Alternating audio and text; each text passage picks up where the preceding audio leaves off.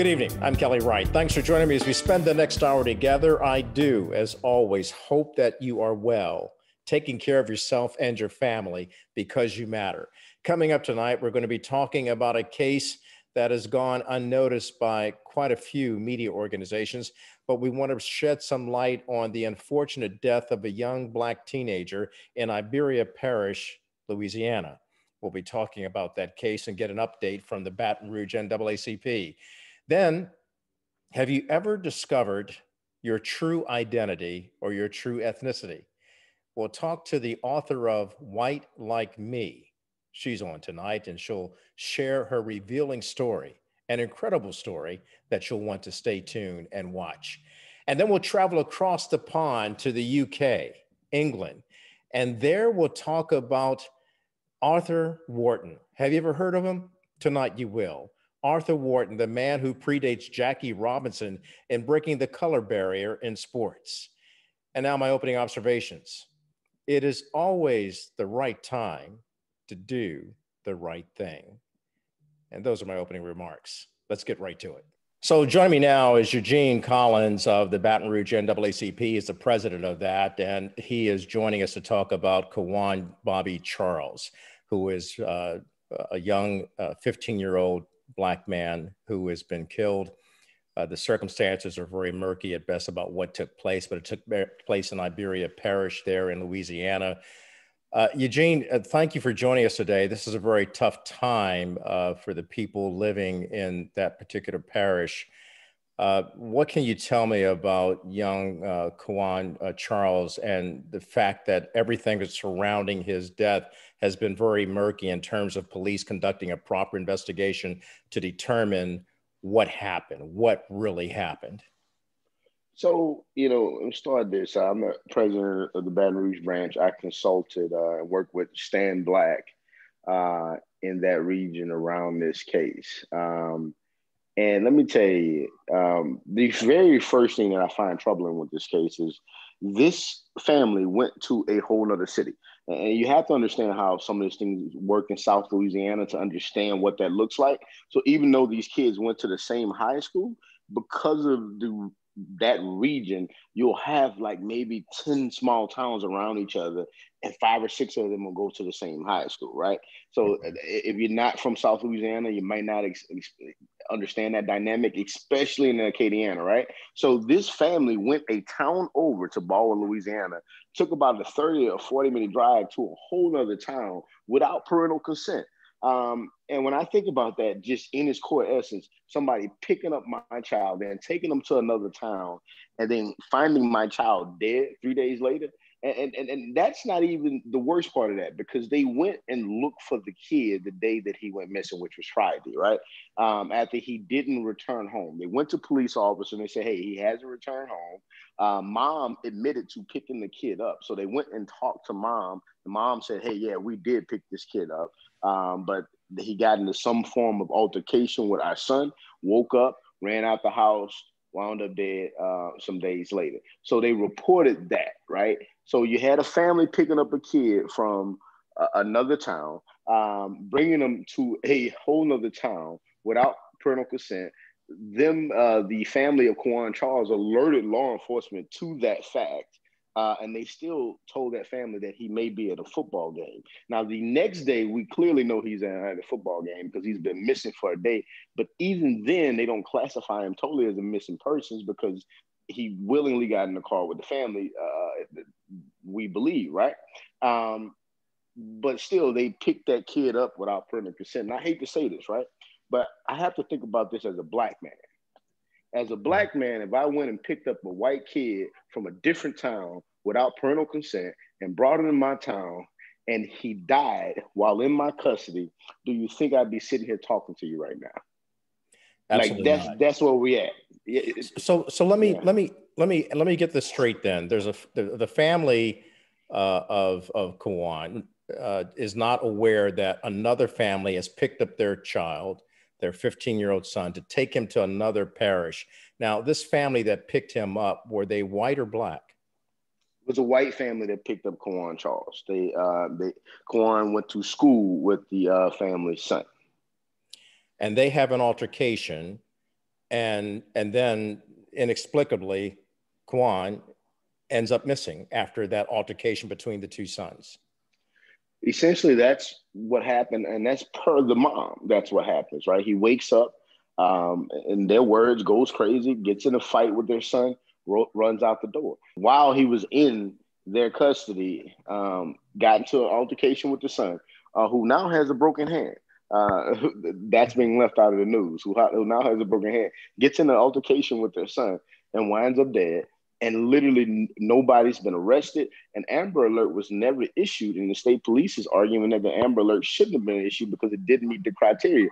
And it just seems like the criteria is always different when it involves young Black kids.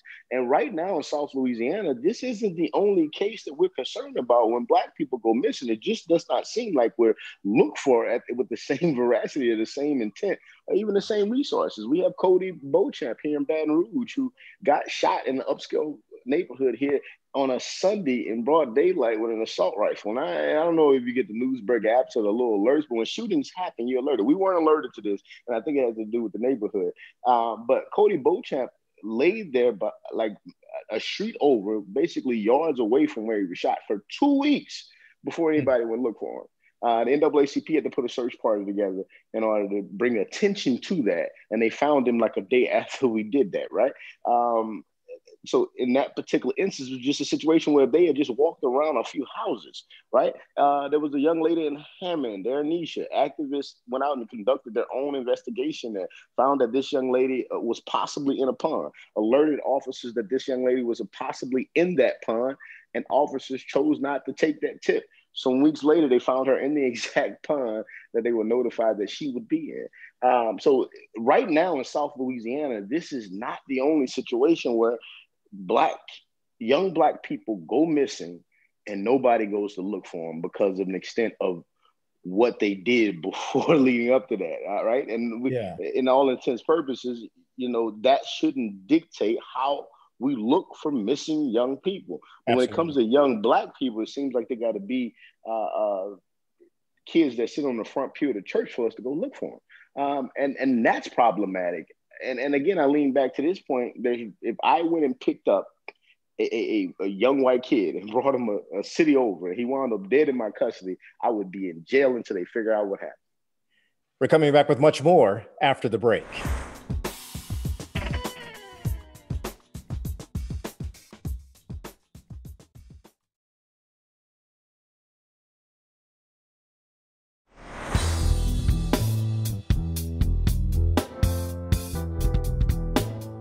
So what's the next step? What is the NAACP, as well as the Charles family attorneys?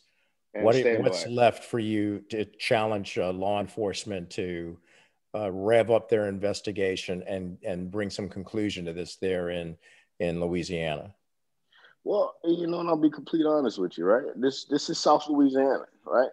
And I've been doing this a long time, so I don't expect transparency from South Louisiana. That is not an expectation this nation should have. That has never been the case here historically, and I don't believe that'll be the case in this one. We'll continue to push hard for justice. We'll continue to push hard for transparency, but I do not expect this atrocious system to ever be transparent or honest. You make it sound like there's no hope in finding a conclusion to this. Is that really what you're thinking? It's hope, right? But it's got to be extreme pressure. And you and I spoke to it before this interview began. It has to get more attention. It has to get more attention. At the end of the day, if we find out this family didn't drag and beat this kid, right? And keep in mind when terms like hate crimes and lynching are used in 2020, those are not the same things as 1950. If you want to spin that narrative into something else, you're just an idiot, right? But outside of just all of that, I think that there is hope. I just don't want to be dishonest with people and say that you're going to get this done with a few Facebook posts. Yeah. This is going to require a lot of action, and civil rights fights are long and drawn out. And this is more of an accountability fight. This family should have never been allowed to pick up somebody without parental consent. And God bless this family for their patience, for their love, and for their forgiveness, right? Because if you had came picked up my child, took him over to another city and wound up dead, we would have never needed the cops. Yeah. Look, let the family know that on this program and this network, the Black News Channel, we're more than willing to talk to them and have them voice what's going on. We will make calls to the sheriff's department. I understand they have not been as forthcoming, basically stating that this is still a case under investigation, so they have not commented to the public media, other than the fact that it's under investigation. But this is heartbreaking. And to your knowledge, what was young Quan Bobby Charles like? I mean, to my knowledge, and keep in mind, I'm somebody that's called in to advise in this situation. So rarely do I know the people when I step in, right? But to my knowledge, he was a regular teenager, right? Full of love, full of promise, and some teenage issues. And that's the extent of what I know about him is that he was an American teenager. Yeah. But it just seems like when we die, American goes out the window. Eugene, the NAACP is always on the front lines of these kinds of cases. Certainly, we'll continue to follow the developments. Keep me informed about what's happening. It's a tragedy, and that white family that's disappeared. Where that is what is just mind-boggling to me. That they were told by police to stay put, and they packed up their U-Haul, according to what you've heard, and they've moved on. Do you have a name for that family and where they possibly have moved to? So it's, and Stan Black has been coordinating with the family on that end, as well as Attorney Ron Haley and Jamal Taylor and Attorney Chase Fischel. And I know the family is outside of Youngsville. They did move, and like I said, in a darker night. There wasn't a way to move where you look more guiltier, right? Yeah. We always assume innocence until proven guilty, but it just didn't look well. Did not look well. But from my knowledge, they have not left the state, but they did leave that area and outside of Lafayette. But they're still in the state of Louisiana. Okay. Yeah. And we'll continue to follow the developments, keep us updated. And again, we leave it open to you and the family to talk to me or to any of the people on the Black News Channel about this unfortunate case where another young Black life has been killed, and there are no explanations as to why, and apparently no apology given, but the family, the Charles family, already offering forgiveness, but still seeking answers. Eugene, thank you so much. No problem. And we'll be back with more after this.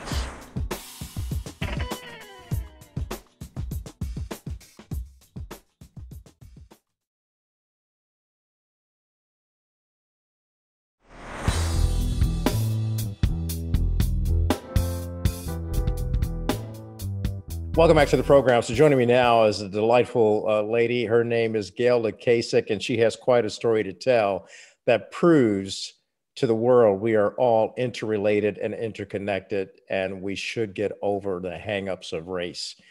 Gail Lukasik joins me now. She is the author of the book, White Like Her.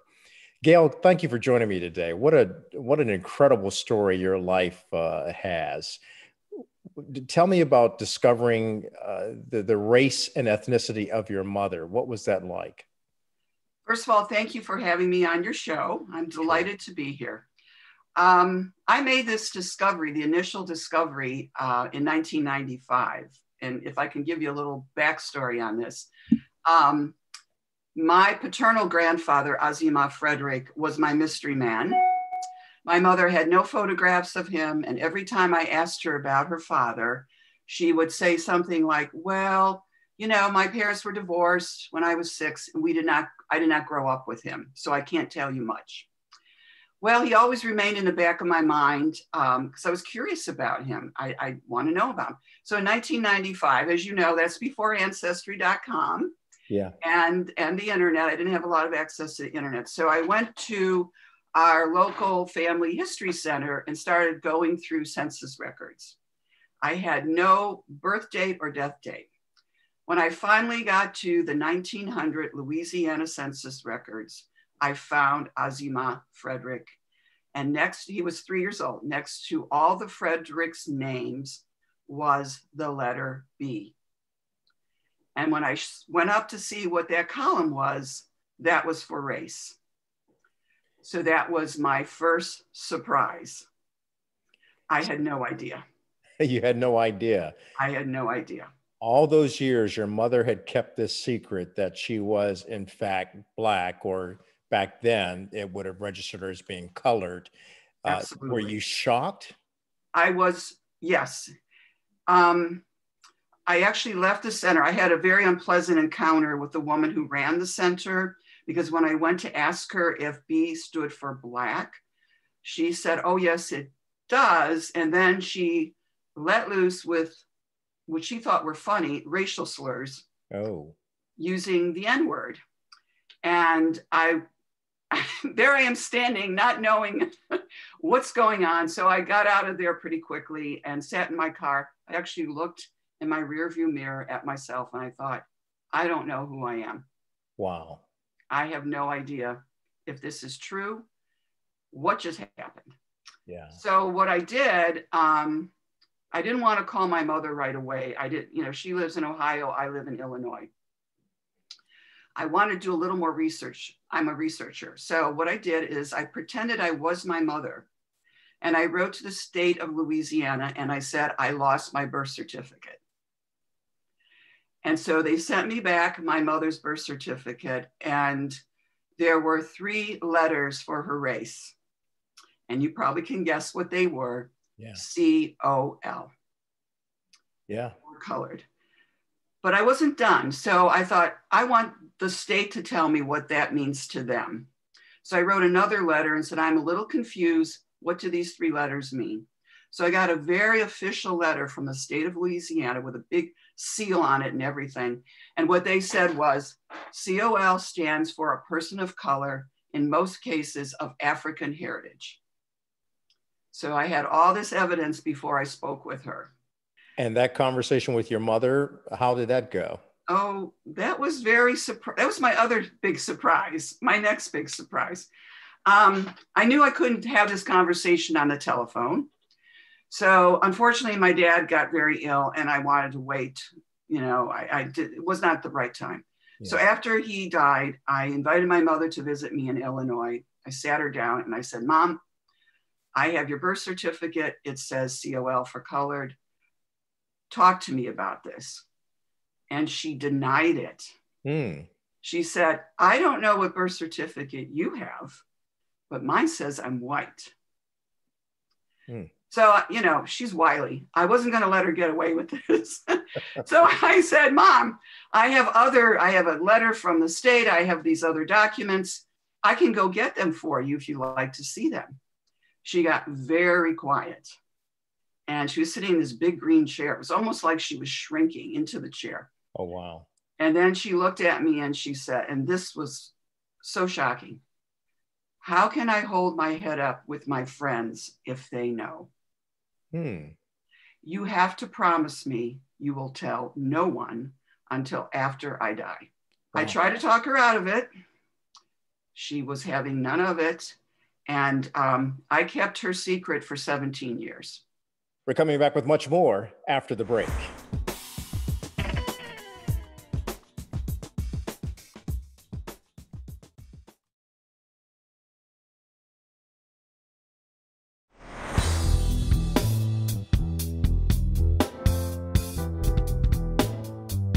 What did you go through in terms of understanding who you are and what it means to you in moving forward? Well, it was quite a process. Initially, there's the shock value. And I did tell my husband, and I have 2 children, I told them about what I discovered, and they were cool with it, and life goes on. So over those 17 years, I would try to bring the subject up with her again. And she would say something like, well, Gail, how are the kids? So she just didn't want to talk. And then, Ancestry came out. I continued some research into that. But, you know, it wasn't at the core center of my life. I was teaching, I was writing. There were other things going on. So my mom passed away in April of 2014. And a very serendipitous thing happened. I just feel there's something guiding me through this, and something that I have no control over, something spiritual.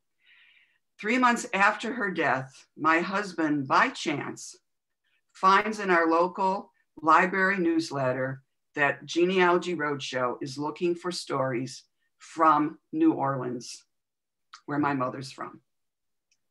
So my husband says, you have to apply. You just have to. We need to know what your true heritage is. So I did, and I was on the show.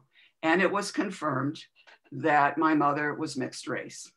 They had all the documents. It was an amazing experience.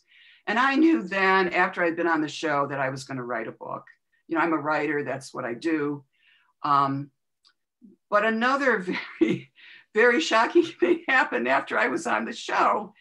As you know, they taped in August of 2014, but that didn't come out until January of 2015. So anyway, it aired on a Tuesday. I got up on Friday morning, as I do every morning with my coffee, and look at my emails. And I see I have an email from a person named Stephanie Frederick. Yeah. Now, Frederick is my mother's maiden name. I mean, it was like, what? So I started reading her email, and she said, I watched the show, and I want to tell you that my father is Azima Frederick. He is your mother's half brother. I'm your cousin, and I want to welcome you to our family. Wow. I sat there and tears coursed down my face, because at that moment, every aunt and uncle I've ever known was dead. My parents were dead. And now I have a cousin and an uncle. You know, it's a touching story, an amazing story. When you look back on your mother's life, do you think she had any regrets in keeping this secret and for passing as white all those years, or were you able to give her peace of mind that regardless of the color of her skin, you were still her daughter and you loved her? Regrets. She had regrets. Here's what she said to me. This is shortly before her death. I said, well, Mom, how are you feeling? You know, I went to see her, and she said, well, I have some regrets. And I said, well, what are they? And she said, I don't want to talk about them. But she knows that I kept that secret for her, that I honored what she wanted. It wouldn't have been my way, but that was not my secret. So I had to be her daughter. She knew I had her back. Let's put it that way. We're coming back with much more after the break.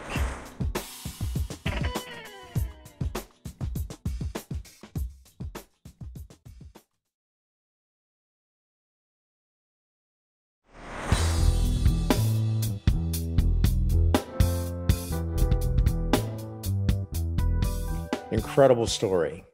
And God bless you for bringing it forward and revealing it. And also God bless you for keeping your mother's secret, although I think you would have liked to let her find that courage to let it out. But, you know, the love that you have for your mother and for your family and the family that you've embraced, it's so refreshing to hear this kind of story, to remind us in this country that I keep coming back to, we all are interrelated, interconnected, and we've lost sight of that in so many areas of life right now because of the polarization in this country. And I just appreciate your story. And I understand your book is coming out again in February as a paperback. Yes, as a paperback. It will be out in February 2021. I'm very excited about that. And I thought maybe Stephanie was going to jump on with us. But let me just say that another piece of good news is that her company has optioned White Like Her for either a TV dramatic series or a film. And her team is assembled. I can't say who the executive producer is, But what I can say is he's a well-known Hollywood actor that everyone would recognize. Yeah, I know Stephanie was going to say that, so I'm okay. I'm not in trouble. yeah, I'm familiar with who that producer is, executive Oh, producer. okay. I don't know if I have liberty to say it, but I think his name is Jamie Foxx. Oh, okay. Okay, great. Better you than me. So I'll be the bad guy, and I'll spill the beans that it is an option, and it's good to have an executive producer of that caliber, Academy Award winning and Grammy winning Jamie Foxx taking on your story, White Like Her, and what an incredible story it will tell to remind us all, and I'm saying it again, we're all interrelated and interconnected. It's time we start treating each other as one family. And get over this this stuff that we're going through right now, which is heartbreaking. Incredible story, Gail. Thank you for bringing it to light. And stay in touch with us, especially as that option turns into a reality and a good movie about your life and your mother's life. I appreciate you so much. Well, thank you for giving this opportunity to tell it. Absolutely, absolutely. The book is called White Like Her, Gail Casey. Thank you so much. Thank you. We're coming back with more after this.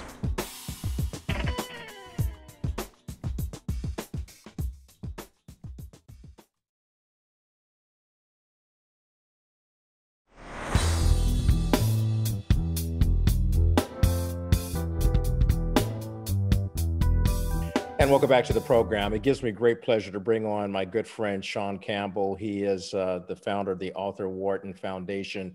And he's also joined today by the marketing manager of BT Sport, which is one of the largest corporations in the world. And that's Danny Howes.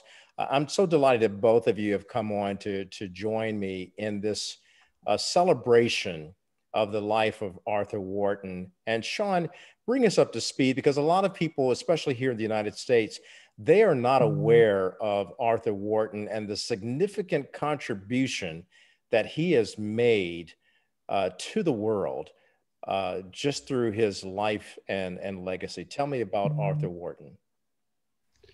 Arthur Wharton was a remarkable young man. He was born in 1865, the year of the abolition of slavery in America. He journeyed across the pond to the UK, Vicky's Island, as we call it. And he just blazed just the most amazing trail as a pioneer and as a trailblazer. He was the world's first black professional football player. He was the world's first fastest man on the planet, running a time of 10 seconds dead in 1886. He was a professional cricketer, rugby player.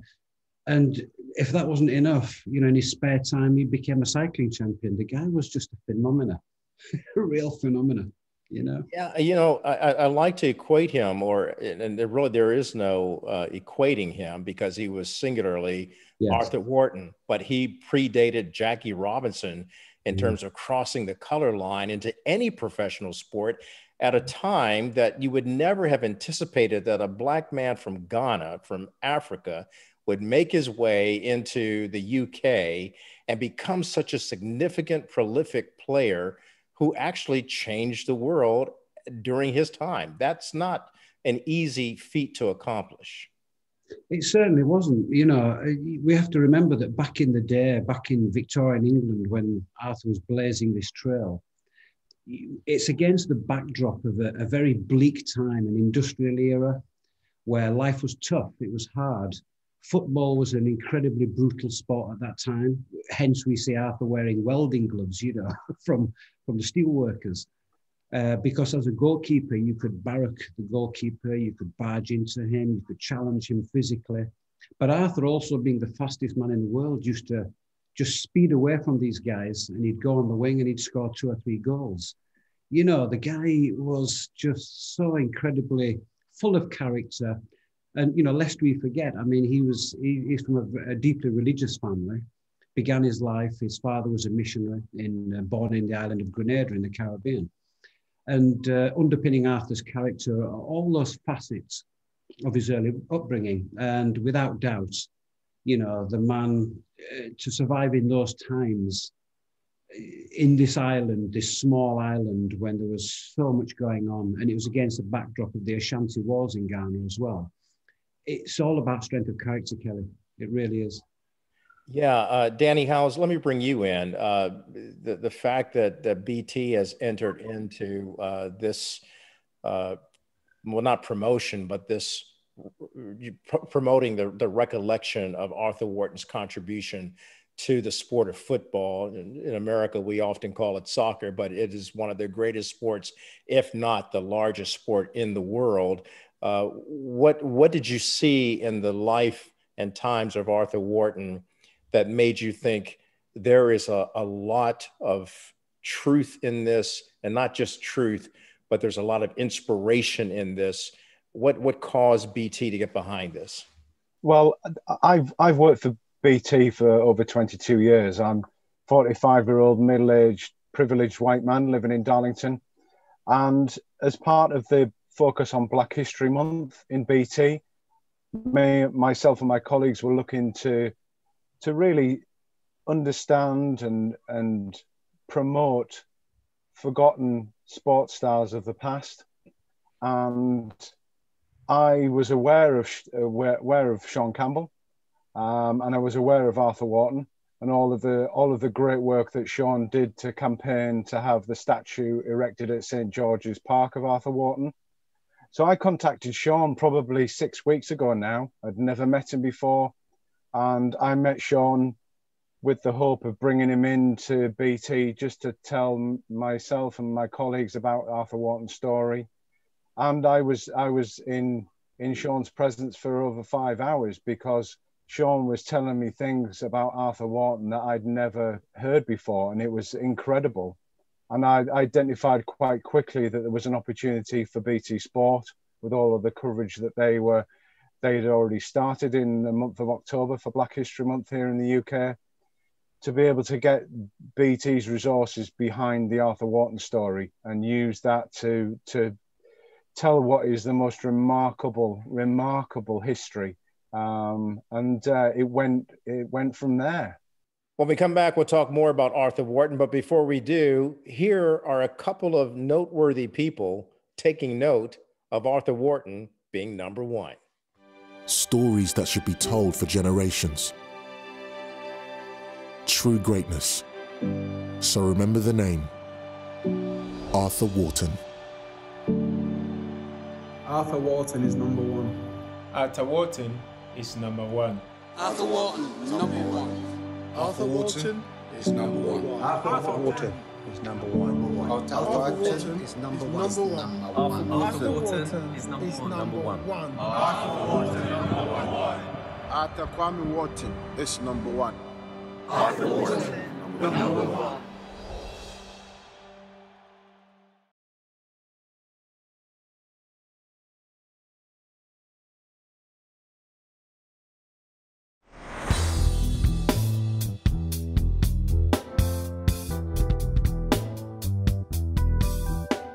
Yeah, and gentlemen, when we look at modern times today, here in America, and of course in the UK, we find ourselves dealing with a COVID-19 pandemic, and the disparities that has revealed, like pulling the mask off, if you will, of some ugliness that we have in terms of race. The Arthur Wharton story, what do you think it says to these modern times in which we find ourselves, sometimes polarized by politics and polarized by race? But we see that Arthur Wharton started bringing people together, and even had a mixed race background as well. What does that say to our modern times today in learning to accept each other and understanding that we are interrelated and interconnected?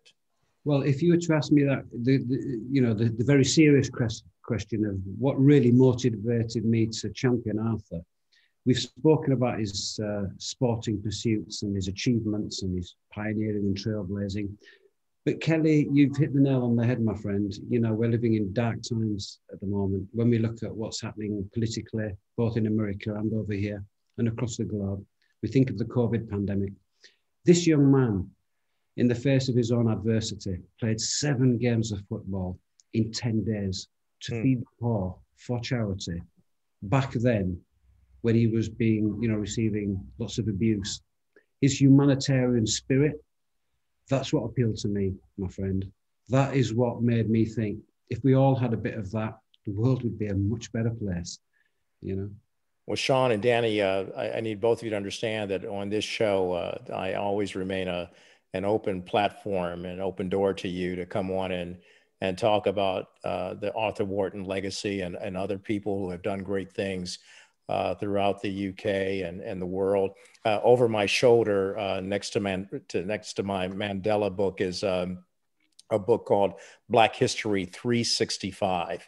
And it's about a curriculum that's been launched here in several states in the United States, where they're now teaching Black history 365 days a year and not making it 1 month. So Danny, I commend you and BT, as I did earlier, for expanding the understanding of Arthur Wharton and so many other Black people who have made quite a few accomplishments and contributions to the globe. And I just, I'm on the sidelines applauding you, but actively engaged in telling your story, because it is a remarkable story when you look at one singular figure in football, and then you see what he did in other sports. It's just an amazing story.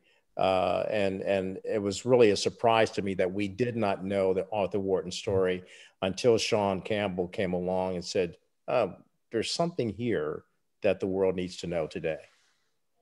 Yes, that's right. And I'd just like to add that the number of people that have been involved from the BT side in making this happen, everyone has really, really loved it. It's been a career highlight for a lot of the people I've been working with, and they all fully understand through not just hearing about Arthur Wharton's story, but also hearing directly from Sean that the message around Black History mattering, and that we have to, open ourselves up and relearn and re-educate about things that, and behaviors that we may have picked up over our life to date. And, there's lots of Arthur's history that I still don't know about.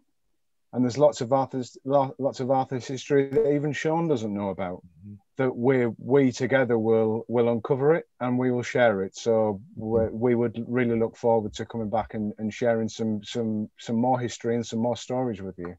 Well, I welcome that opportunity, Danny Howes and Sean Campbell, and of course, kudos to Arthur Wharton and his legacy. I know he had some difficult times on and off the field, but the fact of the matter is he really broke some records back then, and he broke a lot of barriers as well, and we should applaud that. Could I just say one more thing? Sure. You may notice when you look at the mural that the name Kwame is attached to Arthur. Yes.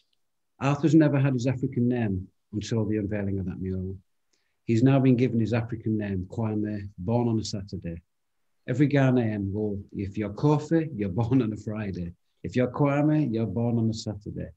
And at long last, it gives me great pride, and it's an honor to give Arthur his African name. And it has been widely received in Ghana and beyond. And it was long overdue, my friend, long overdue. Well, thank you, my friends. Anytime you come on this show, you're no longer strangers, you're friends. The open door is always extended to you.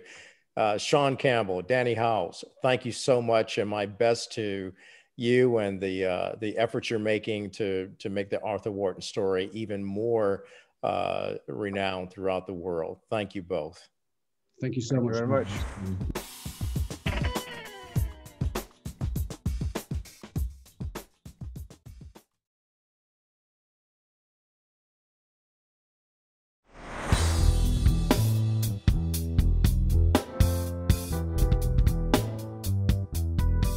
Welcome back to the program. I want to thank all of the guests tonight who appeared on this show, and I especially want to thank each and every one of you for taking time out to watch. I do sincerely appreciate you. In closing tonight, hopefully we've been ignited, and united to keep spreading love, freedom, and peace. It's certainly what we need more of today. Good night.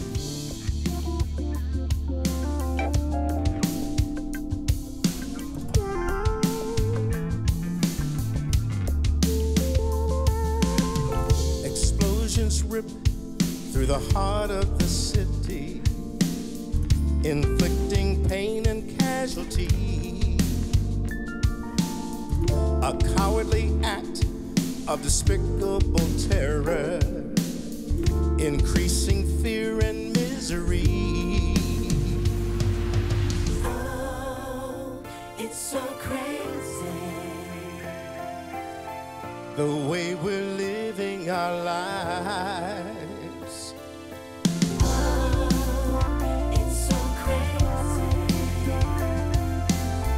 This kind of living ain't right. In times like these, do you ever wonder? We need a savior. In times like these, do you ever wonder? We need a savior. Your broken heart, so bruised and battered, tearing apart at the seams. Your wounded life, so torn and tattered, filled with regrets and broken dreams. oh, it's so crazy, So crazy, the way we're living this life. So crazy, this kind of living ain't right. In times like these, do you ever wonder, could it be we need a savior? In times like these, do you ever wonder?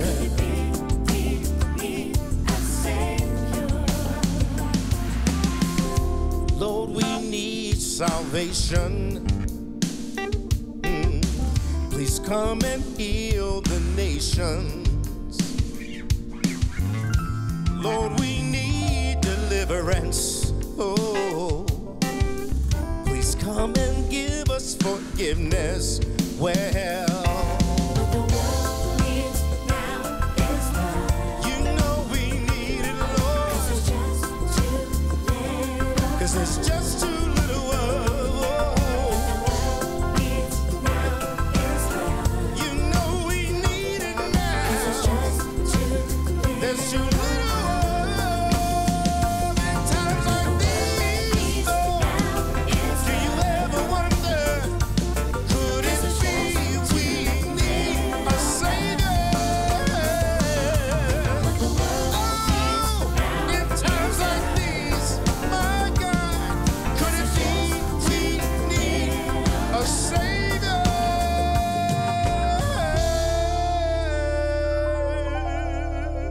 Could it be, oh my God, could it be we